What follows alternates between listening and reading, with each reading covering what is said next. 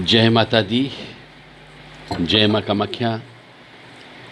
कामाख्ये वरदे देवी नीलपर्तवासिनी त्वं देवी जगत माता योनि मुद्रे नमस्तुते। कामाख्ये काम संपन्ने कामेश्वरी हर प्रिये कामनां देहि मे नित्यं कामेश्वरी नमस्तुते। कामदे काम रूपस्ते सुभगे सुरसेविते करोमि दर्शन देव्यं सर्कामार्थ सिद्धयेत्। ओम महेशानी महामाये चामुंडे मुंडमालिनी आयु आरोग्य ऐश्वर्य देहि में देवी परमेश्वरी। ओम जयंती मंगला काली भद्रकाली कपालिनी दुर्गा क्षमा शिवा धात्री स्वाहा सदा नमस्तुते। ओम सर्वमंगल मांगल्ये शिवे सर्वासादिके शरण्ये त्र्यंबके गौरी नारायणी नमस्तुते। दुर्गति नाशिनी दुर्गा जय जय काल विनाशिनी काली जय जय। उमा रमा ब्रह्माणी जय जय सीता राधा रुक्मणी जय जय। महालक्ष्मी नमस्तुभ्यं सुरेश्वरी हरि प्रिये नमस्तुभ्यं दयानिधि। काली काली महाकाली काली के पापनाशिनी खड़गहस्ते मुंडहस्ते काली काली नमस्तुते। काली काली महाकाली काली के परमेश्वरी सर्वानंदकरी देवी नारायणी नमस्तुते। नीरहार हार धनसार सुधाकरं भा कल्याणं दाकनक चंपकधाम्भूषाम् उतुंगबिनिकुजिकुंभ मनोहरांगी वाणी नमामि मनसा वत्सा विभूते। ओम ऐं सरस्वत्यै नमः। ओम ह्रीं दुंदुर्गाय नमः। या जल जल प्रज्वल अग्निरूपाय ओम हौं ह्रीं श्रीं ज्वाला देवी नमो नमः। देवी प्रपन्नताति हरे प्रसीद प्रसीद मातर्ग जोखिलस्य प्रसीद विश्वेश्वरी पाहि विश्वन्तमीश्वरी देवी चराचरस्य।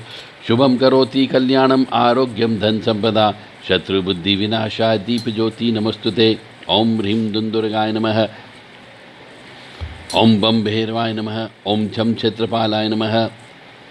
ओम ह्रीं दुंदुर्गाय नमः। जय माता दी। जय माँ कामाख्या।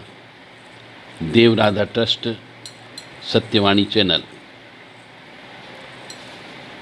बहुत ही महत्वपूर्ण और गंभीर विषय पर आज हम चर्चा करने वाले हैं। कुछ तथाकथित हिंदू तांत्रिक कह लीजिए, ज्योतिषाचार्य कह लीजिए या कथावाचक कह लीजिए, ऐसा भ्रम फैलाया जा रहा है कि नवरात्रि में स्त्रियां यदि पीरियड से हो जाती है, मासिक धर्म से हो जाती, तो भी पूजा पाठ कर सकती है।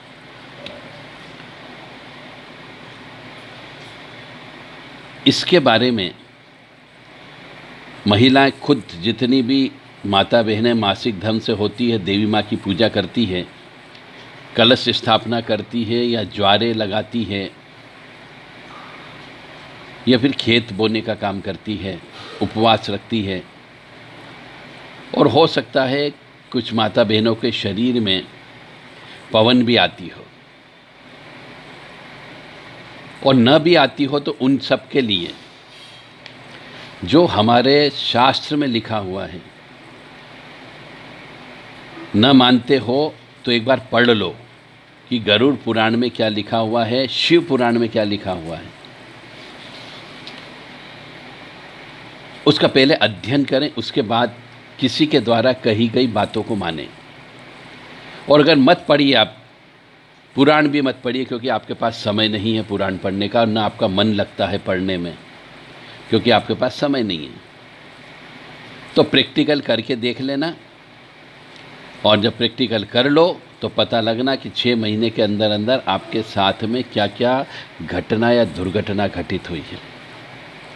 ऐसे तो हमारे बड़े बुजुर्ग के नियम कानून परंपरा परिपाटी मान्यता और प्रथा जो बना के गए हैं, वो बड़ी वैज्ञानिक प्रथाएं हैं। वैज्ञानिक तरीके से उन्होंने शोध किया है, और उसके बाद वो सब ये चीज़ बता करके और बोल करके गए हैं।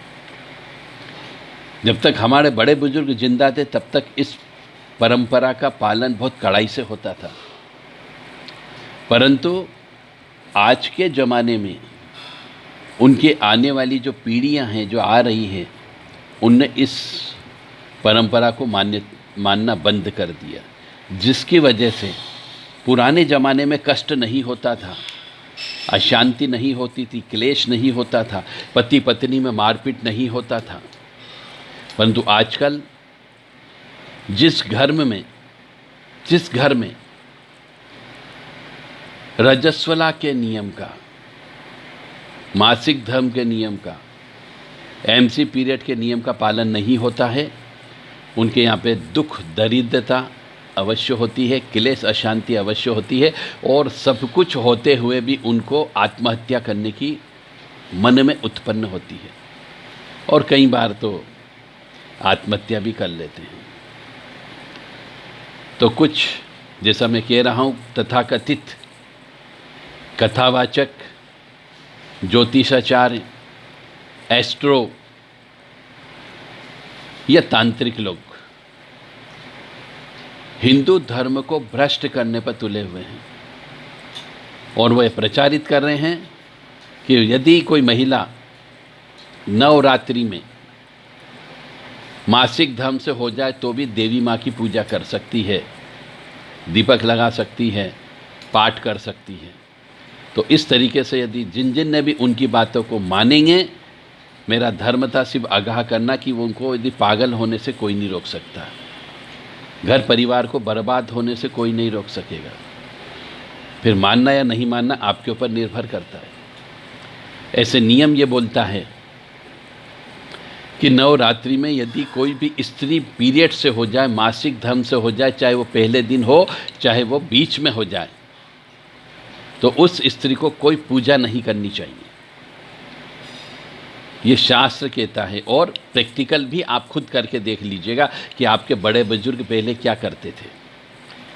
तो किसी प्रकार की कोई भी पूजा नहीं करनी चाहिए, कोई दीपक नहीं लगाना चाहिए, मंदिर में नहीं जाना चाहिए, पंडाल में नहीं जाना चाहिए, और मन से आप सिर्फ देवी माँ का नाम अवश्य ले सकते हो, परंतु आपको कोई माला भी नहीं फेरना है, कोई साधना नहीं करना है। और जिस दिन होते हैं उस दिन से अगले 7 दिन तक आपको पूजा पाठ नहीं करना है, ज्वारों के हाथ भी नहीं लगाना है, जहाँ ज्वारे लगे हो वहाँ नहीं जाना है, आपको हवन नहीं करना है, धूप नहीं छोड़ना है, कन्या पूजन नहीं करना है, और कन्या पूजन के लिए भोजन भी तैयार नहीं करना है, दुर्गा सप्तशती का पाठ भी नहीं करना है, और सहवास भी नहीं करना है, संभोग भी नहीं करना है, गृह प्रवेश नहीं करना है, विवाह नहीं करना है। यदि कोई घर परिवार की स्त्री मासिक धर्म से हो जाती है तो इन नियमों का पालन करें, अन्यथा उसे पागल होने से या बर्बाद होने से कोई नहीं रोक सकता। एक बार आप यदि गड्ढा खोद लेंगे तो उस गड्ढे में आपको ही गिरना, कोई आपको बचाने वाला नहीं आएगा। इसका कोई प्रायश्चित कर्म नहीं होता है, लाइलाज बीमारियां लग जाती है, घर बर्बाद हो जाएगा आपका। बीमारी दुखी में पैसा दे दे करके इन्वेस्टिगेशन रिपोर्ट करते करते आप थक जाओगे, परंतु आपको वो कोई भी उपचार नहीं मिलेगा। और जो स्त्री ऐसा करेगी वह चरित्रहीन हो जाती है, पागल भी हो सकती है, लाइलाज बीमारी भी लग सकती है, घर में दरिद्रता आ सकती है, और घर में वो स्त्री आत्महत्या भी कर सकती है, या उसके मन में पागलपन आने पर वो आत्महत्या खुद कर भी सकती है। घर का बिखराव हो सकता है।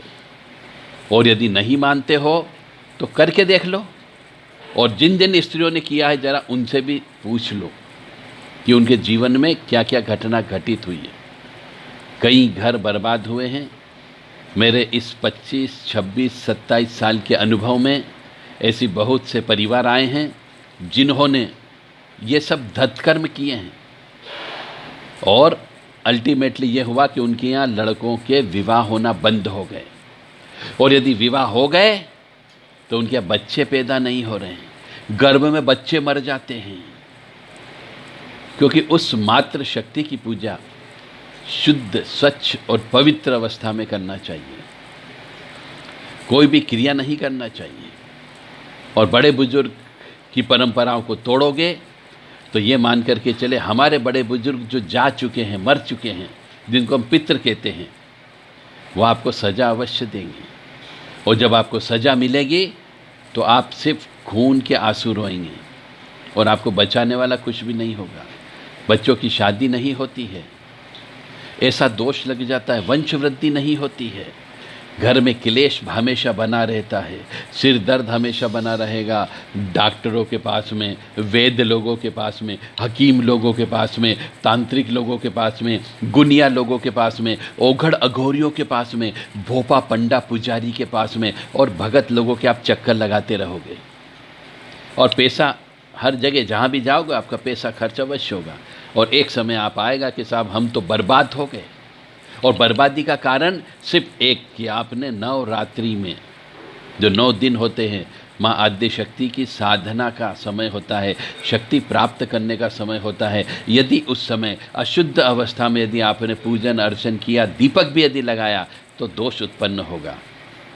मानो या न मानो ये पूर्णतः सत्य है। नहीं मानोगे तो बर्बाद होना ही होना, कोई नहीं रोक सकता।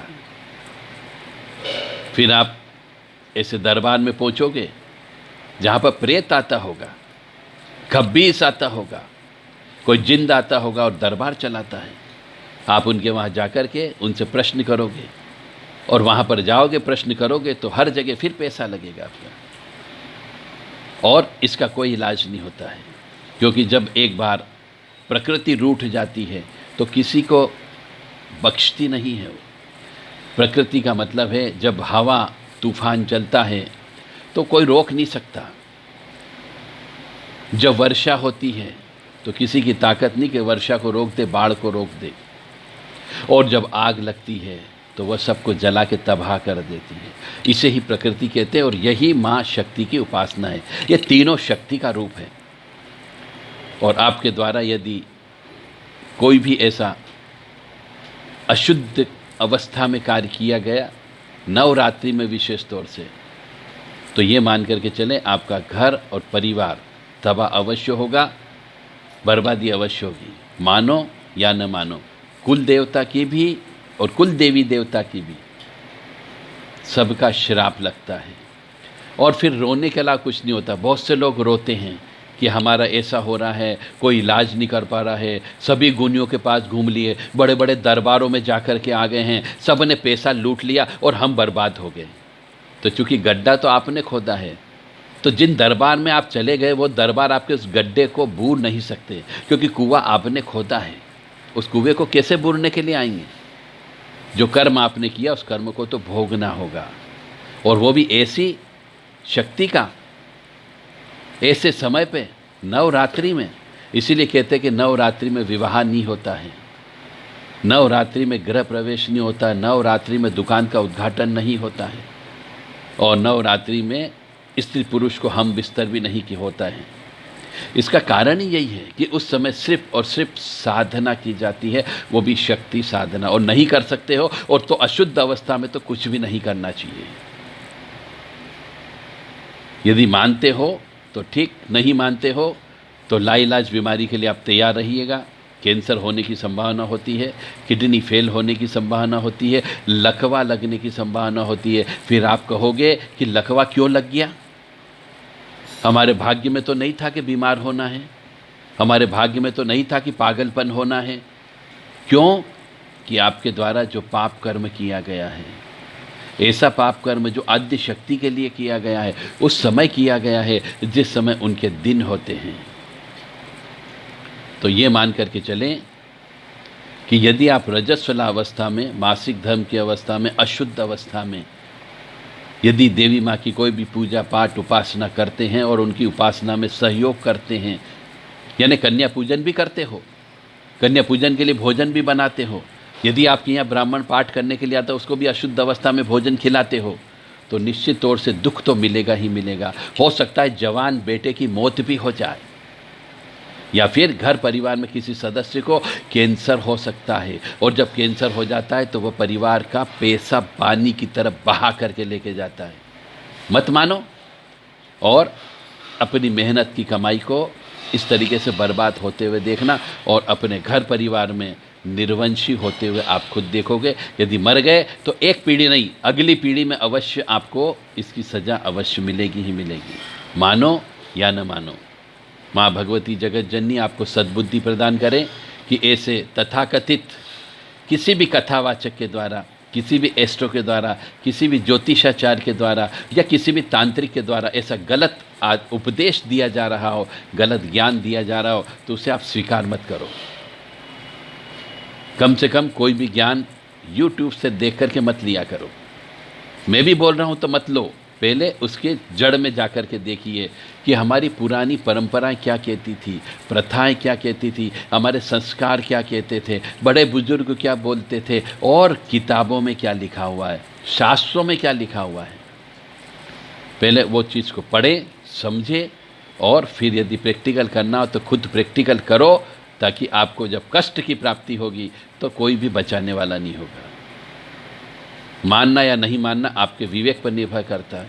मैंने अपना धर्म निभा दिया, क्योंकि आगे आने वाले समय में नवरात्रि आने वाली है और बहुत सी माताएं बहनें जिनका पूजन अर्चन करती है, माँ को माँ मानती है, उनकी पूजा करती है, पाठ करती है, तो ऐसे में यदि वो बीच में या पहले दिन या कभी भी अशुद्ध अवस्था में हो जाए इस नवरात्रि में, तो उन्हें टोटली पूजा बंद कर देनी चाहिए, पूजा नहीं करना है। जय माता दी, जय माँ कामाख्या। ओम सर्वमंगल मांगल्ये शिवे सर्वासाधिके शरण्ये त्र्यंबके गौरी नारायणी नमस्तुते। या देवी सर्वभूतेषु विष्णुमायति सप्तिता नमस्तस्यै नमस्तस्यै नमस्तस्यै नमो नमः।